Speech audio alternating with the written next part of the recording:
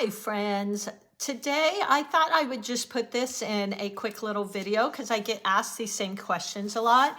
I'm actually, as you know, tech challenge, so I'm trying to get these on my website too, just to answer some of the really basic questions. And just a preface here, these are based on what I prefer, on what I know of and what works and doesn't work for me. So that's basically what all of these answers are going to be based on. It's kind of subjective because all artists like different things.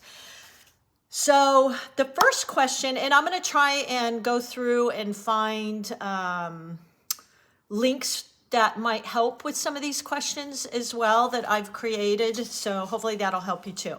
First question, just what basic supplies do I need? I always suggest for a beginner, just get a round brush, approximately a number 8. Of course, my favorite are the Princetons. And I'll just tell you really quickly, the softer the brush, the more water it's going to hold. And for me, when I'm working with beginners, I try to get them a stiffer brush because the more water, the harder it is going to be to control, especially for a beginner. So choose an 8 brush. I like the Princeton, the Princeton Velvet Touch is my absolute favorite. For watercolor, I like the short handles. I think the longer handles are more for painting on an easel and you're a little farther away. I like to hold my brushes up close to the ferrule and more control. The Princeton Neptune is a softer brush, holds more water. I also share a lot these Degatos. You get a whole set. They're relatively inexpensive, a good place I think for a beginner to start. And I've had these a year, still snappy, still have a great point. But any round brush, you guys, I wouldn't so much suggest the 99-cent ones at Michael's or so forth. Those might wear out really quickly and not have a good point on them. Cold press paper, my preference. You have hot pressed, you have cold press, and you have rough. I like cold press in the middle. It has some texture, and I would not recommend going below 140 pound. That's a good weight for your paper. I have found that if I go anything less, I do have a little bit of the 90 pound that I just use strictly for practice brush strokes, stuff I don't even show you guys. But it's warps and it's kind of a mess. And so 140 pound cold press is just what I like. As you know, I love the Artisto pads. I share them a lot because it took me forever to find something that was reasonable, yet has a beautiful texture, can withstand water. So these have been great. They also sell, I buy also the Artisto in the 9x12 pound. I can't say enough about them, honestly, you guys. I've tried the Canson, I've tried them all. I love the Artisto. I'm just a fan, and I'm not an affiliate of theirs, so it's just what I buy. I also like that they're in these ring binders. I have tons of them. I label them fall, winter, summer, flowers, color palettes, what have you. So that's a good one. I have people say, I want 100% cotton, period. Meeden has, here it is. Meeden has a great, I use this when I'm doing a really wet and wet. It's 100% cotton. Honestly, I feel it's just as good as my arches, which I use for commissions, and it's on a block. So it takes a lot of water. You don't have to tape down your paper. So those are my 2 choices for paper. Winsor Newton paints. I think, Winsor Newton student grade is great. I've used those for years since college. That's what they told me to get in college. That's what I used for a long time. I recently, the last year, came across, after trying a lot of paints that I could use for a reasonable cost in my workshops and to share with students who don't want to make that huge investment in a Winsor palette. And I'm telling you, you guys, I talk about these all the time. These Mylènes are great. Number 1, they're creamy. They're vibrant. They're not chalky. They're not granulating, which is all just stuff I personally don't want in my paints. They're translucent. And I say this all the time, I'm a lazy painter, guys, for my day-to-day painting. And look at all these colors, purples, pinks, reds, oranges, tons of greens and browns. So I can just open this up. It's portable. I can take it with me. Has all the colors in it. I can just go right in, and then I refill those with the Mylang tubes, which I'll talk about in a little bit. So those are my basic supplies. Your round brush, approximately number 8, or the set of Degatos. Artisto paper I think is fantastic. 100% cotton is the Meeden. A water well. I love the Meeden water well. I love the ceramic. It's kind of heavy. I've dumped way too many waters, spilled them all over my table. Not worth it, guys, for me. So I like that. Always a spray bottle to spray and activate your paints. And that's the basic, just looking at my notes here, you know, paper towel for blotting, those kind of things from home. So I will link something below with some of those product links. I am an affiliate with Amazon. I earn a small percentage, no extra cost to you. What's the difference between watercolor pans and tubes? Again, this is really personal. I use both. When I started painting decades ago in college, we did the tubes. So that's, you know, I still have my palette from way back then, and it's my Winsor Newtons. They're great. I can't afford to paint with them every day. They look completely dry, but you spray them and they reactivate right up. So if you can afford to do that, you know what? Awesome, guys.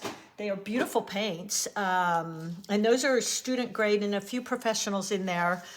So those are tubes. I tend to use too much if I use a tube. If I put it out on my palette, I pick up too much. And I notice that in my classes too. So I typically use pans. They're more portable. I find, you know, they're all dry, but when I wet them, I can pick up just the right amount, where if I'm picking up right out of a tube, I pick up globs, and I just tend to use more. You know, really personal. I don't think there's a huge difference in those, just a personal choice. How do I control the amount of water on my brush? Practice the washes. I just recently shared several tutorials on water control and creating those beautiful washes. Again, this is all personal for me, you guys. I think mastering that technique of the wash is so important, you guys. If you can get that down, what did I do with my washes here? If you can get that down, you guys, and master that, you are going to be way ahead of the game. I can't find my wash sheet right now, but I will find the link and link it for you. I teach my beginners in my classes, and what I found that helped me was damp in damp versus wet in wet. I use wet in wet, but it's a lot harder to control, guys. The more water, the harder to control. A little side note tip. The softer your brush is, this is the Neptune, the softer your brush is, it's gonna hold more water, okay? So when you're going into your paint on your palette, it's gonna pick up a lot more water. Therefore, when you go to your paper, it's gonna have a lot more in it. Always tap off, tap, tap, tap, whether it's on the side of your well, the side of your water dish, or maybe you're even tapping off the tip of your brush on a paper towel. Go damp in damp. So when you put your pigment and water on paper, lay it down so it's just shiny. There's no puddles, there's no drips. If you moved your paper, the water wouldn't, you know, pool and puddle around. That makes a big difference, you guys. When you get used to doing that, then you can move into more wet and wet. That's just my advice for beginners. Master those, and I swear you will master watercolors. So let's see, and I will link a couple tutorials that I've created on that. The secret to achieving vibrant colors. I have a lot of people say my colors are dull. How do you get that vibrancy in your paintings? There's a couple different ways that I apply. Glazes, so glazing layers of paint will build and create a brighter color, darker color. So the key is here though, you guys, this is really important, is when you're glazing, let your bottom layer dry completely and then go over it with the next glaze. And I don't typically do more than 3 glazes. This is why. If you don't wait for it to dry, you're going to get the colors mixing. So if you go in first with a yellow and you have this light value beautiful glaze wash, you let that dry, you glaze over it with another layer of yellow, you're going to have a little deeper, brighter, vibrant color. Another layer, a lot deeper violet or vibrant color. If you were trying to add a shadow onto the side of your petal and you went, so to create a shadow, you would use the opposite on the color wheel. You would use, or this is what I do. You would use its contrasting color, which is opposite. So if I had a yellow petal, I would use a version of purple to create a shadow. If that first glaze is not dry, what's going to happen, maybe you know, when you mix contrasting colors, opposites, complementary colors together, when they're wet, they turn kind of muddy, gray, dull. So I feel like that's usually the #1 reason. So let it dry. Okay, so I hope that helps. Layering's key. Always better to apply multiple thin washes of color than one big huge glob dark color. That's just my opinion. And don't overwork your paintings. You know, I even fall victim to this. I have to get to a point where I go, okay, you've probably heard me in my videos. I'm like, okay, I gotta stop. I'm starting to see it overwork. Too many brush strokes, too many colors. Things start getting muddy and gray and just don't look organic and fresh, which is the beauty and the magic of, for me, in watercolors. So I will put a video on here for glazing. Fixing watercolor mistakes, errors. My go-to is lifting. So in order to lift, now most times you're not going to be able, excuse me, sorry guys, I still don't know how to edit, so I can't edit that out. Most of the time I lift. I don't have my water here. So what I do with that, it's really hard to completely pick up most watercolors off of paper. It's going to leave kind of a little bit of a stain. More colors are more staining, blues, cad reds, phthalo blue. But for the most part, you can take not a dry brush, but a brush, and say you drop a glob of paint, or you accidentally put too much paint in one of your petals. Just rinse and wash your brush, make it a thirsty brush, tap it off. Now it's a thirsty brush, and go in and just lift out. You can also create white spaces and highlights by doing that. So on a petal, I can't do this because this is dry, but if this was wet, I'd go in with that thirsty brush and slide it over, and it will create this light space. It will pick up a puddle. If you accidentally dropped yellow in there, you could pick that up while it's wet. So that's what I do. There's other techniques. If the paint is dry, you can go in and just scrub with a scrubber brush. I don't typically like that because I feel like it could mess up the texture, that beautiful texture of the paper, but that's an option. I have a video on some other interesting techniques. You can wet something once it's dry and go in with a paper towel and blot it, and it will pick up a lot of that. So those are a couple different ways you can maybe fix a mistake. But you know what? I like my happy accidents. I like when I sometimes drop a different color of paint into my painting, and it kind of blooms, and I'm like, wow, who thought to put those colors together?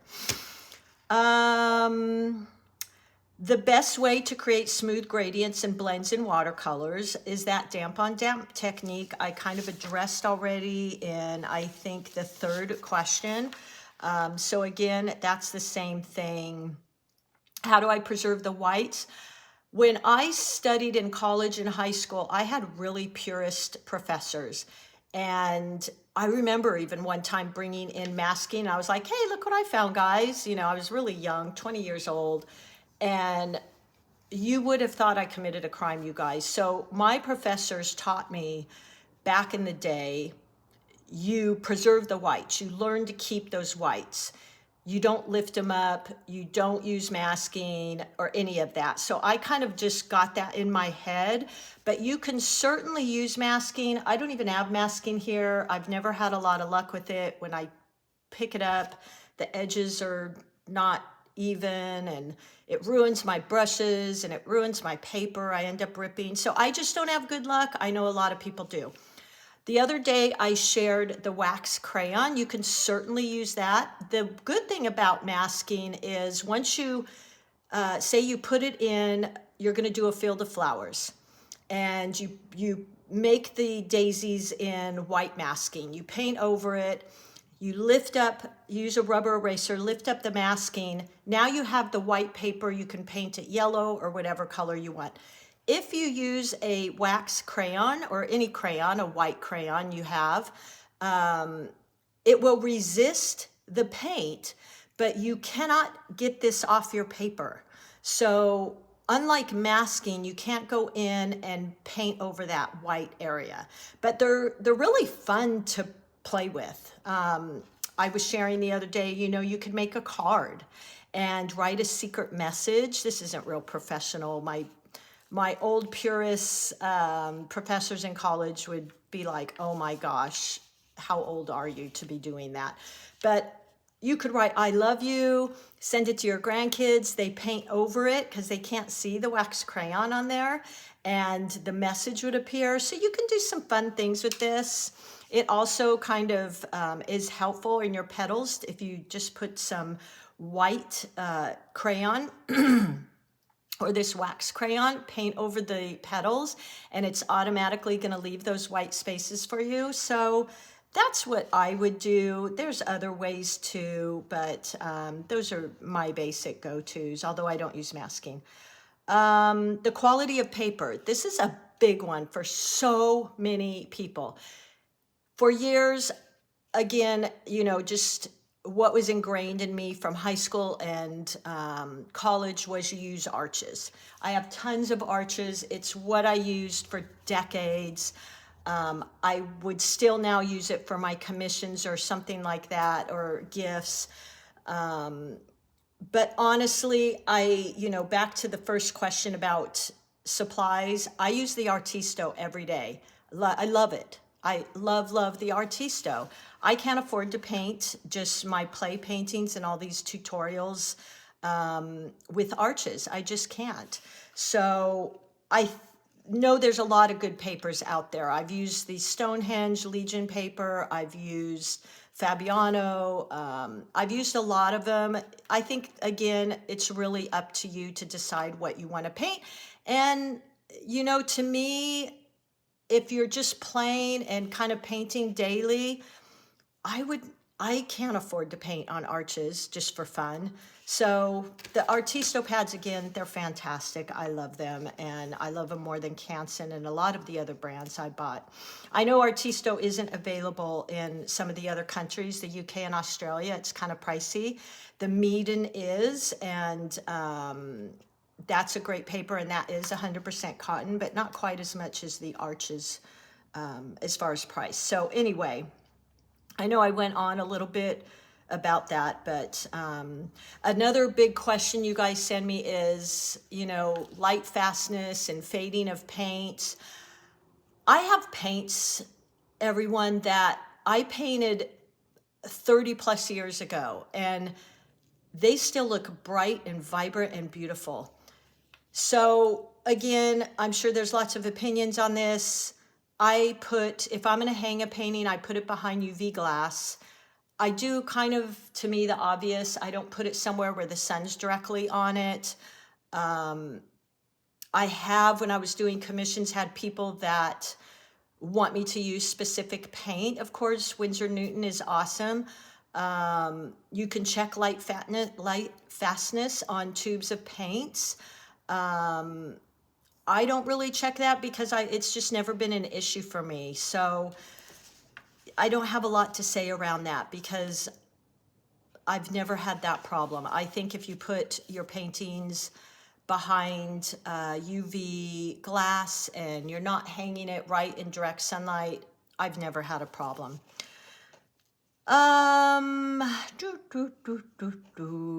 What's the best way to gain confidence in painting?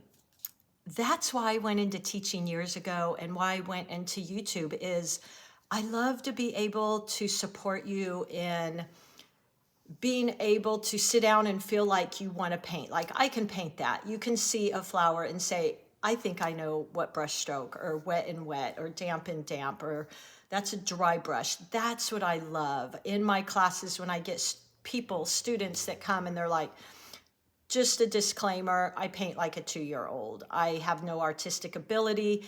The best thing ever is when they leave and they're like, oh my gosh, I'm framing this. Or they tell me they brought it home and their family couldn't believe they painted it. That's what I love. That's what it's all about for me now. So, practice.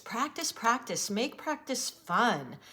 Play with colors, twist your brushes, play with different brushes, find what you enjoy and paint that. Find the colors you enjoy. To me, let go of the rules. Just have fun, discover, experiment, make it fun. So you want to practice every day. Do pages and pages of brush strokes and flowers, and find and see what colors you like, what brushes you like. Make it fun. Have a beautiful space that you want to go sit at. I say this a lot, that, back in the day, if I had to unpack all my paints and put them on a table and then pack them all up when I was done, a lot of times it just wasn't worth it for me. Have a little space that you can have your things readily available. Even if they're in a basket sitting to the side, you can just pull them out. So develop that muscle memory. Practice those brush strokes, the thin, the thick, the compound, the squiggles.